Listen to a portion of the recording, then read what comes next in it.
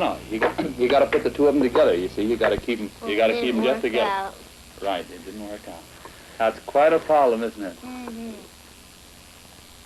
This is a 7-year-old child attempting to solve a problem.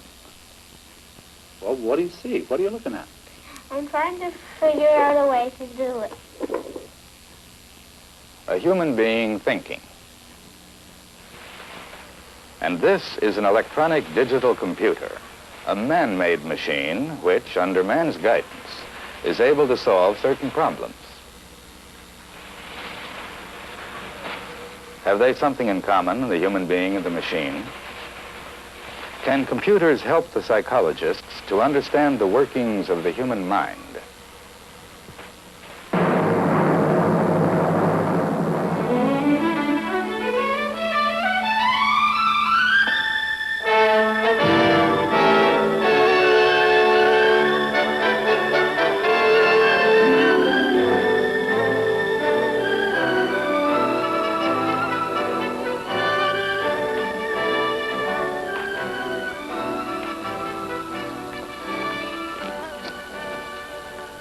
How man goes about solving problems, how he learns from experience, how his memory can store information and refer to it when it is needed, how he draws conclusions and acts upon them, the mysterious processes that make the human mind the unique tool that it is.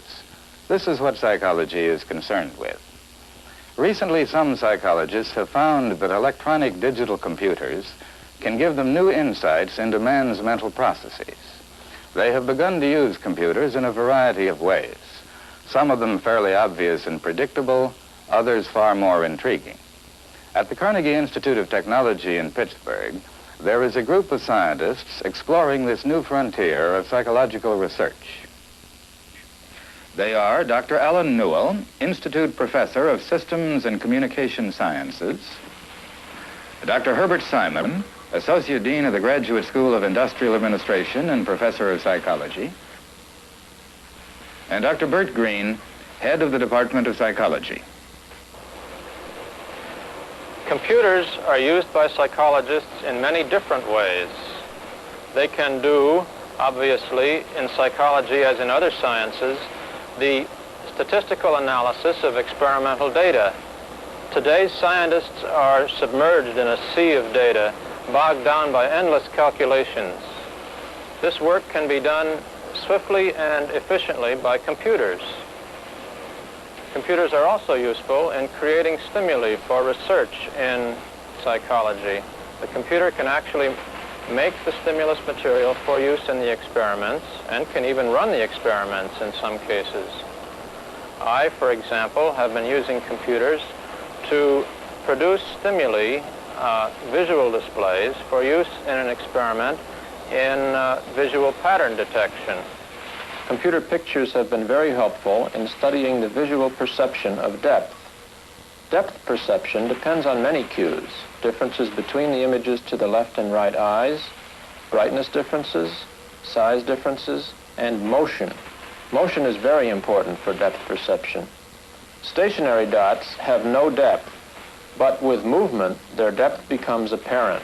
The computer pictures have isolated motion from all other cues to depth, so that its relative importance in depth perception could be evaluated.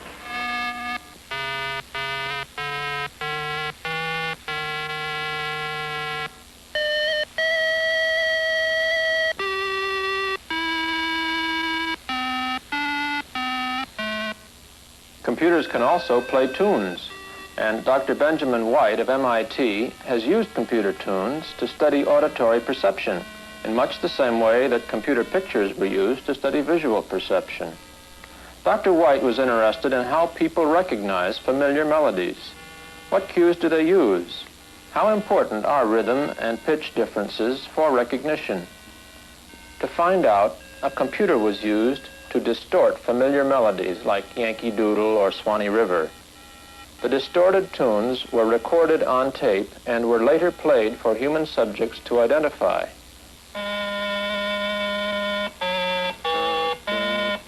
Swanee River. Number 33.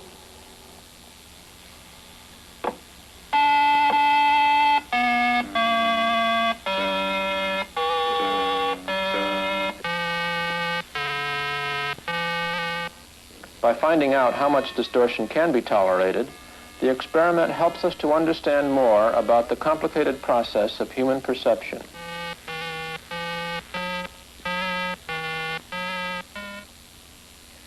The computer, indeed, is very versatile. It can help the psychologist analyze his data, and as you have just seen, it can help prepare materials for his experiments. But there is another application of the greatest importance for computers in psychology. They can help the psychologist create new theories of human behavior. Before we proceed, however, let's have a clear understanding of what a computer is and what it is not. In its ordinary uses, it is very much like an abacus or like a desk calculating machine. It can perform simple operations, addition, subtraction, multiplication, division. But being an electronic device, it performs at incredible speeds. But a computer is fundamentally not just a number manipulating device. Its basic elements, its circuits, may be made up of vacuum tubes or transistors. And these elements can be in either of two states, like this electric light bulb, which can either be on or off.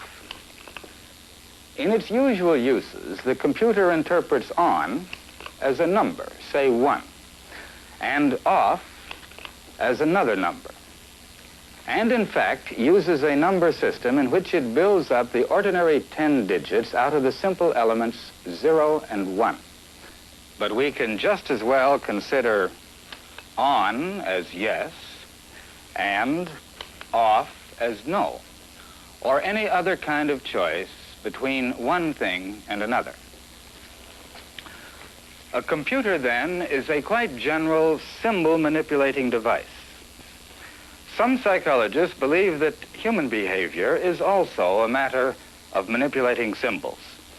For example, a human may solve a problem by storing symbols, by associating one symbol with another, and by comparing different symbols. These psychologists proceed in the following way. They give the human being a task. Then they create a set of rules, a theory to explain how he should do the task. They give the computer the same task and the same rules. Finally, they compare the behavior of the computer with the behavior of the human being to see how they match. Consider the problem of memorizing. How do people recognize names when they read them? How do these names bring up associated memories? To find out, let's look at one of the oldest experiments in human memorizing, how we learn to associate one word with another. I'll be controlling the drums from over here, Bob. The syllables will appear in the lighted windows in front of you. This is the method of paired associates. You are to give the second syllable as a response when the first syllable, the stimulus, is shown to you. In real life, memorizing depends on many things. Not only how often the material is shown to the subject and how it is shown, but how meaningful it is to him and how familiar. The first syllable of each pair will appear in the window for a time before the second syllable. This will permit you to announce your response before it is shown to you. Are you ready? Keg, keg Luke, rom, rom till, grill, grill pen, keg Luke, rob, rom till, grill, grill pen. We need a task that will be of comparable difficulty for different subjects. So for a standard memory test in psychology, we use nonsense syllables. Nonsense syllables have been used in psychological laboratories since about 1885, and they're still very much in use. Grill pen, keg Luke, keg Luke, rom knee, rom till, grill ten, grill pen. As you can see, after a few trials, the subject memorizes the paired syllables correctly. But how does he do it? What mental processes are involved in that brief second after the word rill appears in the left window and the subject responds pen? Dr. Herbert Simon at Carnegie Institute has theorized that memorizing is actually a series of symbol manipulations. If true, the computer should be able to duplicate this human behavior and thus test the validity of this theory. Here, the computer is presented with the problem of matching the correct pairs of nonsense syllables.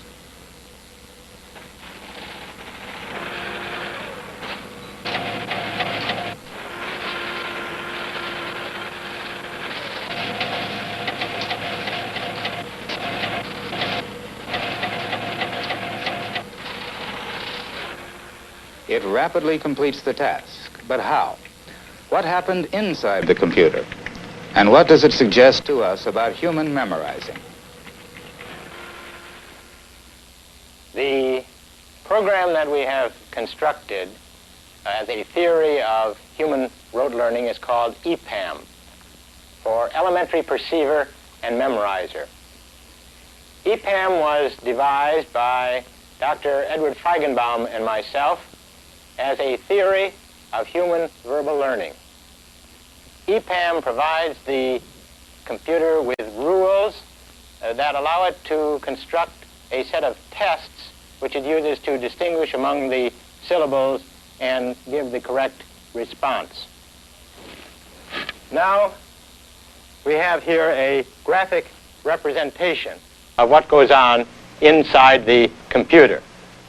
EPAM does not deal with the way in which the subject actually sees, visually, or perceives the stimuli. EPAM gives the computer a set of coded tests to distinguish among the letters, or among the syllables, like curve in first letter. But now let's see what EPAM will do, what the computer programmed with EPAM will do if we present it with a particular stimulus, let's say rill. First, it applies test 1. Is there a horizontal line in the first letter? No, there's not. Go to test 2. Is there a curve in the first letter? Yes, there is. Go to test 4. Is there a horizontal line in the third letter? Yes, there is. So we get the stimulus image rill, and associated with it is the response cue, P-M.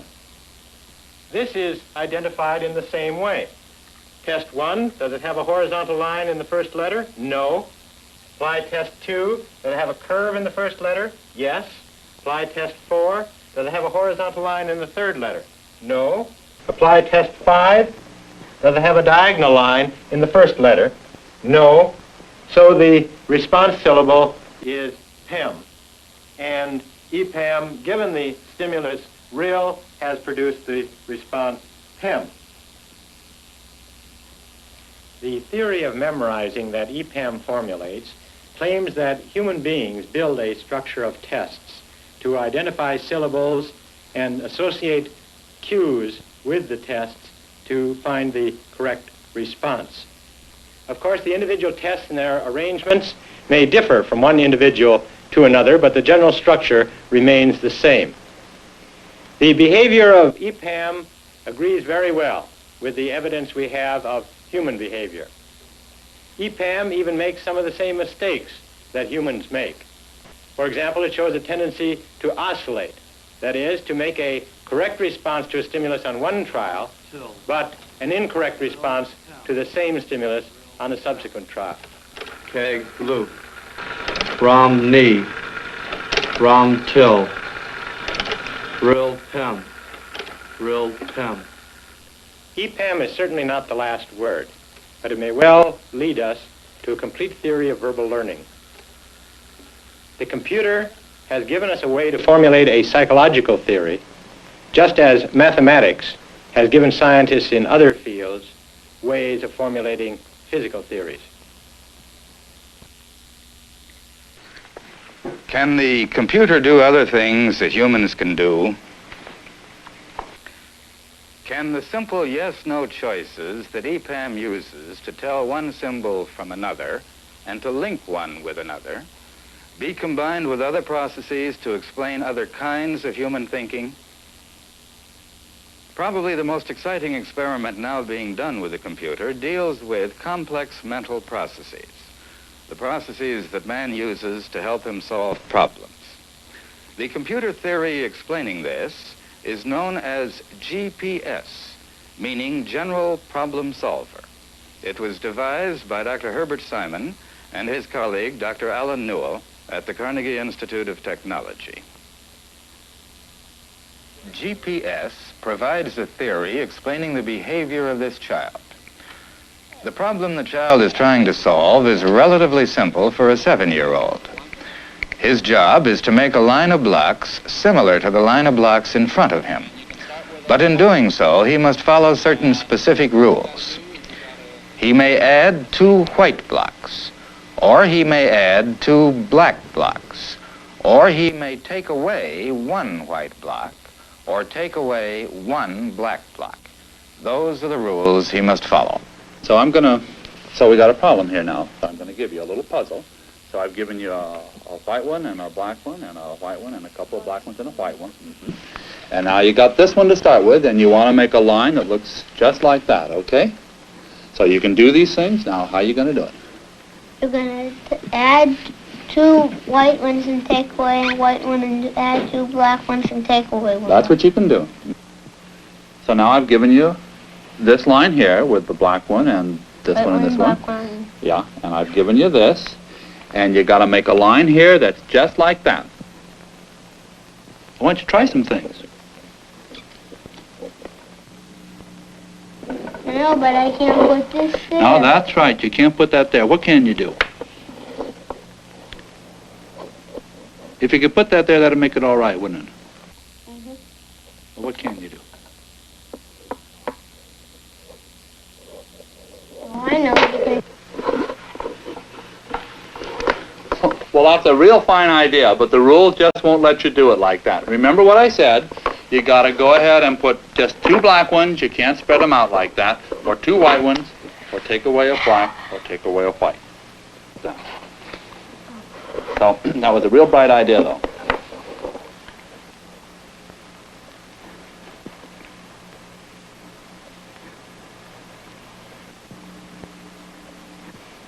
Then it's impossible. Oh, no, it's not impossible. There's a way of doing it given these rules. Well, you must be able to do it with some of these. Huh. Remember, I said you got to keep them together. Remember, I said keep them Then together. that won't work out. That's right. Yeah, it's quite a problem, isn't it? Even you cheated. What do you mean I cheated? Well, because you can't, No, I just set those up just so you could build that line like that. That's what I did. Well, what do you see? What are you looking at? I'm trying to figure out a way to do it. Well, what do you see when you're trying to figure out what the problem is? All I get is you put 2 and take away 1. And you put 2 white ones down and take away 1. And then you put 2 black ones down and take away 1. And then you put 2 white ones down and take away 1. Hey, look at troubles there. Uh-huh. Now what are you going to do? And take this off, and then get 2 black ones and take away 1, and then put 2 white ones down and take away. Yeah, now you got it. Well, very good, Billy, very good.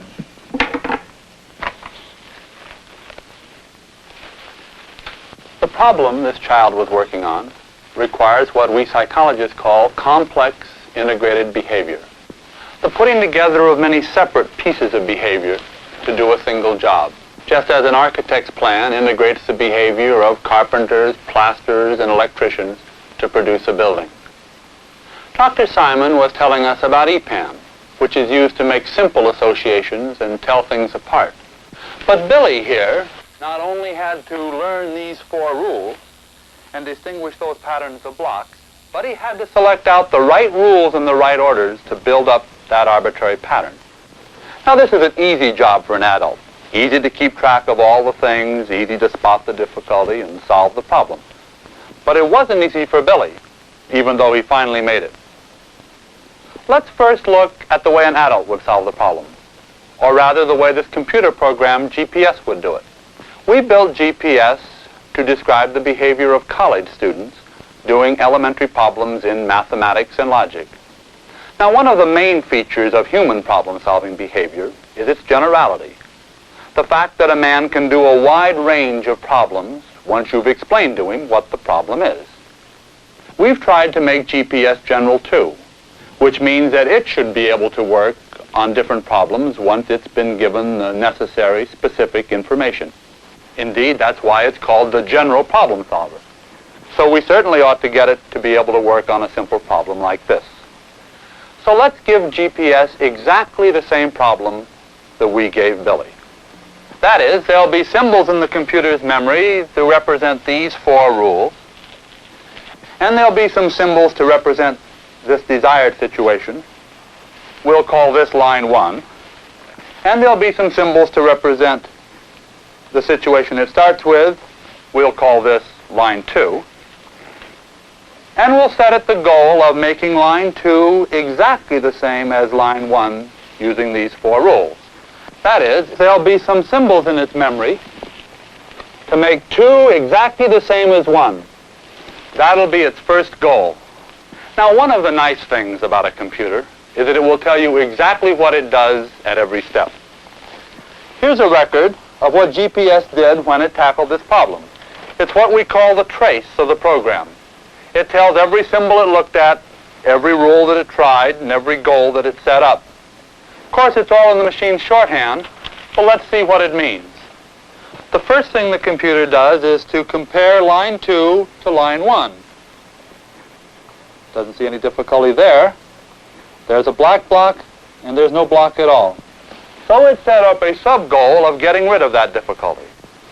That is, it uses symbols to create in its memory, I want to add 1 black block. That's goal 2. It then takes this description and goes through the rules looking for the one whose description is most similar. And I think you can see that that's rule 2 here, add 2 black blocks. And so it now creates the goal of trying rule 2. That's its third goal.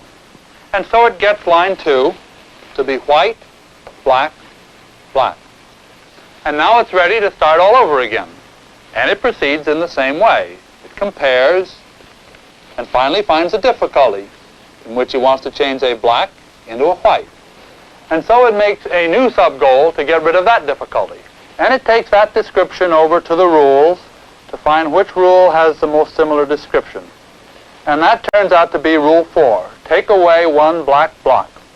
Now, taking away isn't quite as close as changing as what we had before, but that was sort of the best there is, and that's what GPS used. And so we come over and take away 1 black block.